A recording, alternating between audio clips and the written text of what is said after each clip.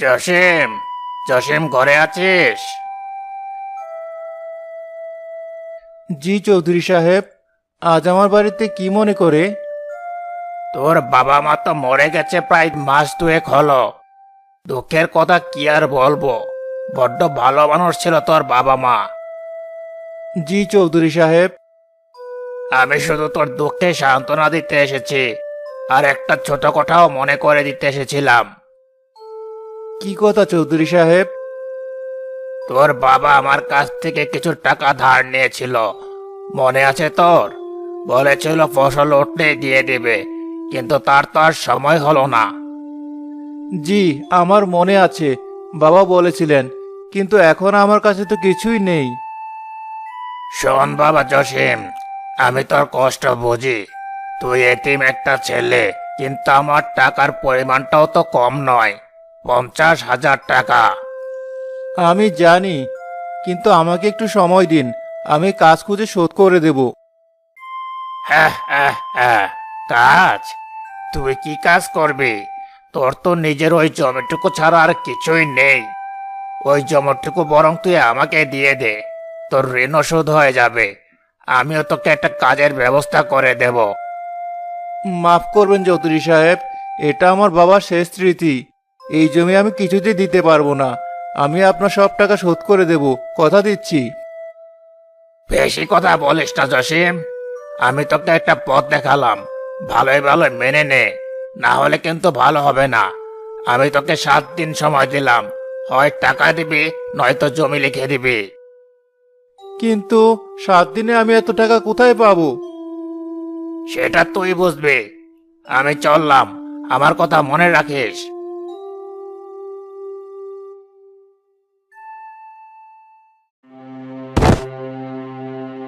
আমি এখন কি করব? কোথায় যাব? হে সৃষ্টিকর্তা, তুমি ছাড়া তো আমার আর কেউ নেই।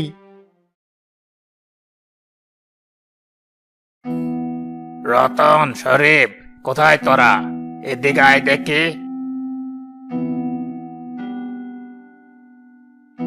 ওই জসিমের খবর কি? কোনো ব্যবস্থা করতে পারলো টাকার? ওর জমিটা যে করে হোক নিতেই হবে। না চৌধুরী সাহেব, আমরা কল দিয়েছি, ও তো সারাদিন ওদিক ওদিক ঘুরে বেড়ায়। ওর কাছে কোনো টাকা নেই, গ্রামে কেউ ওকে কাজও দিচ্ছে না আপনার ভয়ে। ভালো, খুব ভালো। ভয় থাকা দরকার। আর মাত্র 3 দিন বাকি। আমি ওর ওই জমিটা চাই চাই। জায়গাটা বড্ড ভালো, আমার জমির পাশেই। ওটা পেলে আমার পুরো জমিটা এক হয়ে যাবে। চৌধুরী সাহেব, ও যদি রাজি না হয়, যদি বেঁকে বসে? বেঁকে বসতে সোজা করতে কতক্ষণ? তোরা আছিস কি করতে? আমি যা বলবো তাই করবি। ওকে এমন শিক্ষা দিতে হবে যেন আর কোনোদিন আমার কথার ওপর কথা বলার সাহস না পায়। চৌধুরী সাহেব, আপনি শুধু হুকুম দেবেন, বাকিটা আমরা দেখে নেব। ছেলেটাকে কি একটু ভয় দেখাবো? এখন না, সময় শেষ হোক, তারপর আমি যা বলবো ঠিক তাই করবি। ওর কান্নাকাটি অনুনয় বিনয় কিছুই শুনবি না। মনে রাখবি, আমার জমিটা চাই, যে কোনো মূল্যে। জি চৌধুরী সাহেব।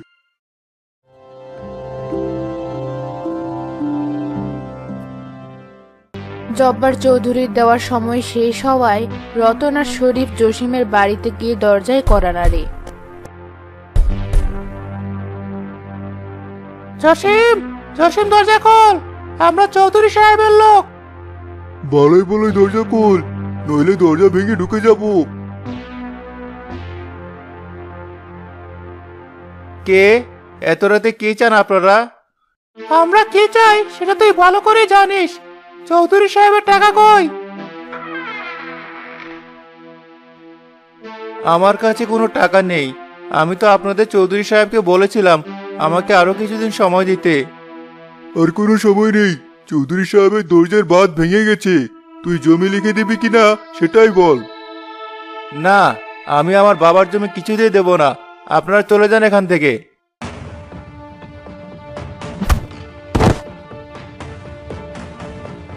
তোর এত সাহস, চৌধুরী সাহেবের মুখের উপর কথা বলিস?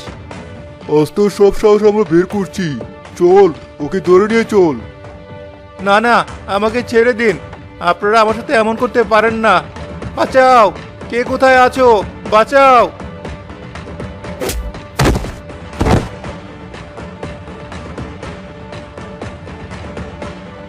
এ কি, মরে গেল নাকি? যাক, মরলেই ভালো, আমাদের কাজটা আরো সহজ হয়ে যাবে। নে নে, ধর ওকে, ওই জঙ্গলে ফেলে দিয়ে আসি। রতন ও শরীফ জসিমকে গভীর জঙ্গলের ভিতরে নিয়ে যায়। নে, এখানেই ফেল। আর কত দূর নিবি? এখানেই রাখ। দাঁড়া, শেষবারের মতো মাথায় আরেকটা বাড়ি দেই। এই এই ব্যাস, কাজ শেষ।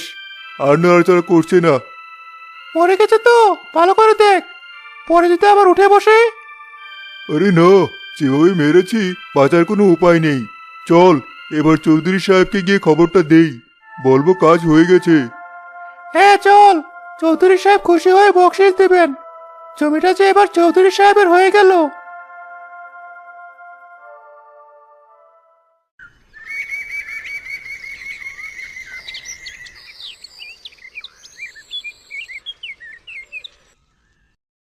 পরের দিন সকালে সেই পথে হেঁটে যাচ্ছিল এক বুড়ি। হঠাৎ তার চোখ পড়ে জসিমের দিকে। আহারে, এখানে ছেলেটা এভাবে পড়ে আছে কেন? কারা এমন সর্বনাশ করলো ছেলেটার? বেঁচে আছে কি? দেখি তো।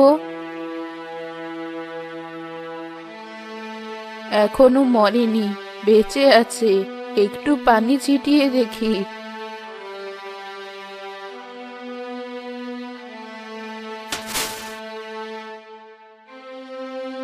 ওঠো বাবা, চোখ খোলো।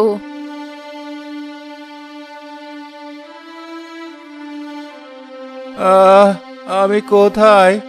আমার মাথায় খুব যন্ত্রণা করছে। তুমি জঙ্গলে পড়ে আছো বাবা। আমি তোমাকে দেখতে পেলাম। তোমাকে এই অবস্থা কে করেছে? জমিদার জব্বার চৌধুরী আর তার লোকেরা।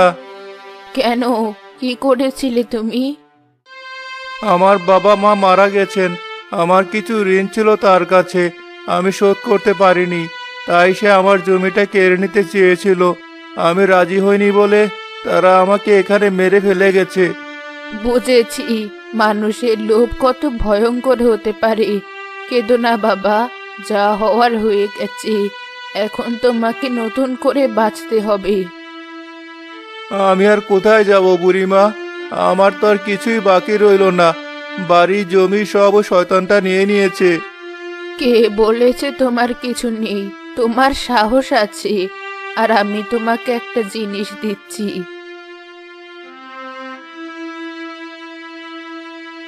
এই লাঠিটা রাখো।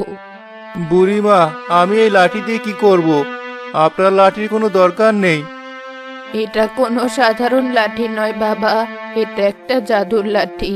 তুমি এটা হাতে নিয়ে যা চিন্তা করবে এটা তাই হয়ে যাবে। যদি ভাবো এটা একটা কুড়াল হোক, এটা কুড়াল হয়ে যাবে। যদি ভাবো এটা কোদাল হোক, এটা কোদাল হয়ে যাবে। সত্যি বলছেন বুড়িমা? এটা জাদুর লাঠি? পরীক্ষা করে দেখতে পারো।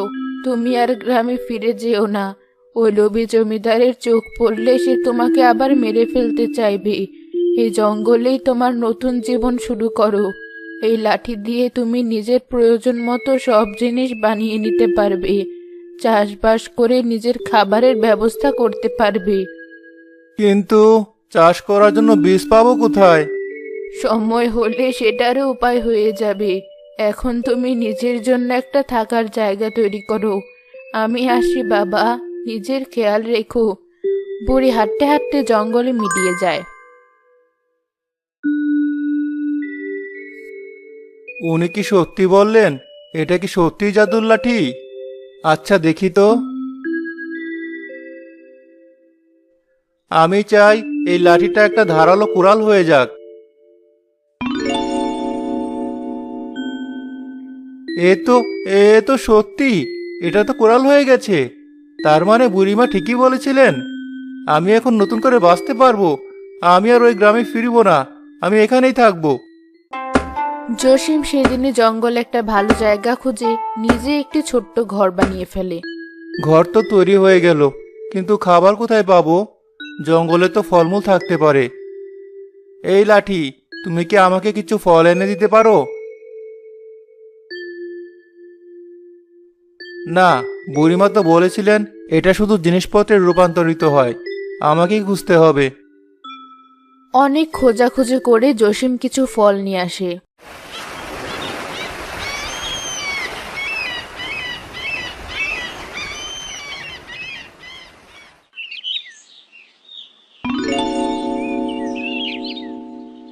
বাহ, কি সুন্দর কোদাল! এটা দিয়ে মাটি কোপাতে খুব সহজ হবে।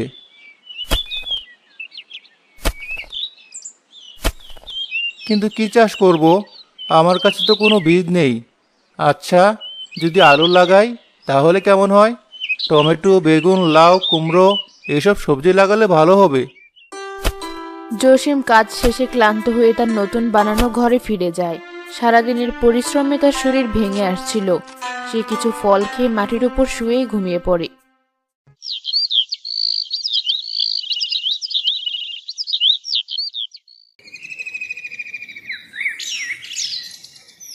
আজ জমিটা পুরোপুরি তৈরি করে ফেলতে পারবো, তারপর বীজের চিন্তা। কিন্তু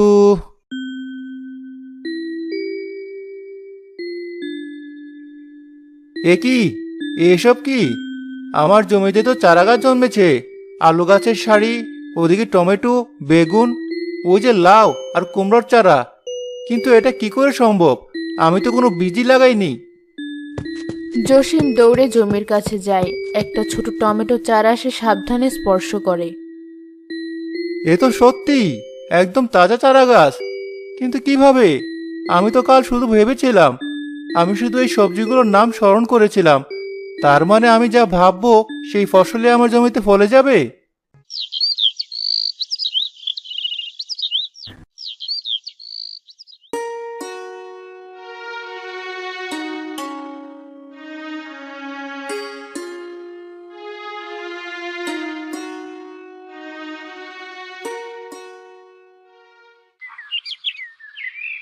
বাহ, কি সুন্দর ফলন হয়েছে! এখন এগুলো বিক্রি করতে হবে, পাশের গ্রামের বাজারে নিয়ে যেতে হবে। কিন্তু এত সবজি আমি নিয়ে যাব কি করে? তুমি তো আমার সব সমস্যার সমাধান করো। তুমি কি একটা ভ্যান গাড়ি হতে পারবে? চাকাওয়ালা একটা সুন্দর ভ্যান গাড়ি।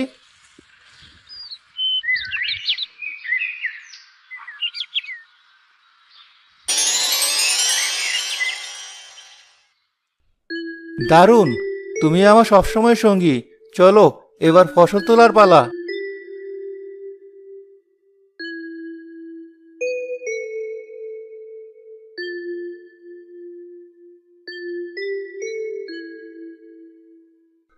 আরে ছোকরা, তোমাকে তো আগেই বাজারে দেখিনি, নতুন নাকি? জি চাচা, আজই প্রথম এলাম এই বাজারে। বাহ, সবজিগুলো তো বেশ তরতাজা দেখাচ্ছে। একেবারে যেন জমি থেকে এইমাত্র তুলে আনলে। টমেটোগুলো রং দেখেছো? মন জুড়িয়ে যায়। নিজের জমি আছে বুঝি? জি চাচা, আমার নিজের জমির সবজি, মাত্রই তুলে নিয়ে এলাম। এই ছেলে, এই টমেটোগুলো কত করে কেজি? কি সুন্দর! এই অসময়ে এত ভালো টমেটো কোথায় পেলে? খালা, 30 টাকা কেজি। 30 টাকা? একটু বেশি হয়ে গেল না বাবা? 25 করে রাখো, 2 কেজি নেব। আচ্ছা খালা, তাই দিন। আপনি আমার প্রথম খদ্দের। একে একে অনেকে জসিমের সবজির গাড়ির কাছে ভিড় জমায়। তার সবজি দেখে সবাই মুগ্ধ। ভাই, আপনার সবজিগুলো তো বেশ তাজা। আমি এই বাজারের প্রায় সব দোকান থেকেই সবজি কিনি, কিন্তু আপনারটার মতো এত তাজা জিনিস আগে দেখিনি। হ্যাঁ ভাই, মাত্রই জমি থেকে তুলে নিয়ে এলাম, তাই এত তাজা লাগছে। আমাকে কিছু আলু আর একটা কুমড়ো দিন তো। আপনার সবজি শেষ হওয়ার আগে নিয়ে নেই, যা ভিড় দেখছি। দেখেছো কাণ্ড! ছেলেটা আসা কিছুক্ষণের মধ্যে অর্ধেক সবজি বিক্রি করে ফেললো। ওর সবজিতে জাদু আছে নাকি? তাই তো দেখছি অমল ভাই, আমাদের দিকে তো আজ কেউ তাকাচ্ছেই না। ছেলেটা কথা কম বলে, কিন্তু ওর জিনিসগুলো কথা বলছে।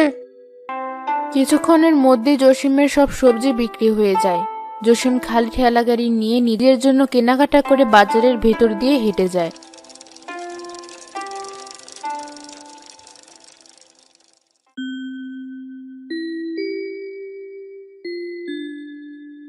এত টাকা! আমি নিজের পরিশ্রমে এত টাকা আয় করেছি। আজ আমার মা বাবা বেঁচে থাকলে কত খুশি হতেন। বন্ধু, তুমি আমাকে শুধু হাতিয়ার দাওনি, আত্মবিশ্বাসও দিয়েছো। আজ আমার ঘরে শুধু খাওয়ার জন্য ফল নয়, চাল ডালও আছে। জসিম আগের দিনের মতোই তার ঠেলা গাড়ি ভর্তি করে সতেজ সবজি নিয়ে বসে। আজ তার চারপাশে আগে থেকেও বেশি ভিড়। আরে জসিম ভাই এসে গেছেন? আমি আপনার জন্য অপেক্ষা করছিলাম। দেখুন, আজ আপনার জন্য কত নতুন ক্রেতা নিয়ে এসেছি। ইনি আমাদের গ্রামের মাস্টার মশাই। বাবা, তোমার নামই জসিম? জি মাস্টার মশাই, আমি জসিম। তোমার সবজির নাম ডাক শুনেছি। আলী তো তোমার প্রশংসা বন্ধই করছে না। তোমার ফসল দেখে চোখ জুড়িয়ে গেল। নিজের হাতে ফলিয়েছো সব? হ্যাঁ মাস্টার মশাই, আমি নিজে আমার জমিতে ফলিয়েছি। বড়ই আশ্চর্যের কথা। এই সময় যেখানে অন্য কৃষকরা ভালো ফলনের জন্য হাহাকার করছে, সেখানে তুমি জঙ্গলের কাছে একা একা এমন সোনার ফসল কিভাবে ফলাচ্ছ? তোমার জমিতে কি কোনো বিশেষ কিছু ব্যবহার করো? আমার জমিটা খুব উর্বর মাস্টার মশাই, আর আমি খুব যত্ন নেই, আর কিছুই না। তোমার বিনয় দেখে ভালো লাগলো। সততা আর পরিশ্রম থাকলে সৃষ্টিকর্তা কাউকে ফেরান না। দাও বাবা, আমাকে সব সবজি 1 কেজি করে দাও। এ তো আমার সৌভাগ্য মাস্টার মশাই। জসিম তার সব সবজি বিক্রি করে বাড়িতে ফিরে দেখতে পায় তার বাড়ির বারান্দায় সে বুড়িমা বসে আছে। বাবা জসিম, কেমন আছিস? বুড়িমা, আপনি? আমি জানতাম আপনি একদিন ঠিকই আসবেন। আমি ভালো আছি বুড়িমা, আপনার দয়ায় অনেক ভালো আছি। আমার দয়ায় নয়, তোর নিজের পরিশ্রমে। তোর এই সবুজ রাজ্য দেখে আমার চোখ জুড়িয়ে গেল। আমি যা ভেবেছিলাম তুই তার থেকেও বেশি করে দেখিয়েছিস। সবই তো আপনার দোয়া বুড়িমা। এই লাঠিটা না থাকলে আমার কিছুই হতো না। দেখুন, এই ফসল, এই ঘর, সবই তো এর জন্য। লাঠিটা ছিল শুধু একটা অজুহাত মাত্র। আসল জাদু তোর মনে, তোর সৎ ইচ্ছায়। আমি তোকে শুধু পথটা দেখিয়ে দিয়েছিলাম, হেঁটেছিস তো তুই নিজেই। তোর আর এই জাদুর লাঠির প্রয়োজন নেই। না বুড়িমা, এটা আপনার স্মৃতি, আপনার দোয়া। আমি এটা সারা জীবন আমার কাছে রাখবো। এটা আমাকে সবসময় মনে করাবে সততার চেয়ে বড় কোনো জাদু নেই। বেশ বাবা, তবে তাই হোক। আমি এখন আসি। তোর এই নীরব পরিশ্রমই তোর সবচেয়ে বড় পরিচয়। আপনি আবার আসবেন তো বুড়িমা? যখনই তোর মন আমাকে ডাকবে, দেখবি আমি তোর পাশেই আছি। ভালো থাকিস বাবা, আজ আসি।